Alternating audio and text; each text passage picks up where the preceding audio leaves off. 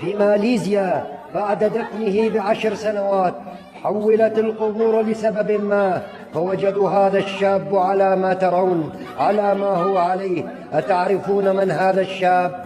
إن هذا الشاب من حفظة كتاب الله جل وعلا، من الذين لم تلهيهم الدنيا عن الآخرة، من الذين ذكروا الله كثيرا وذكروا الموت وحسبوا حسابا للقاء الله جل وعلا، من الذين كانوا قد تهيأوا للقاء الله جل وعلا. إنهم من عباد الله الصالحين المؤمنين الساجدين العابدين الحافظين التائبين.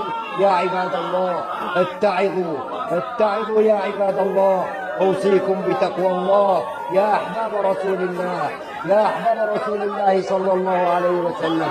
إنه من حفظة القرآن، من الذين لم يهجروا القرآن، من الذين لم تلهيهم الدنيا عن الآخرة.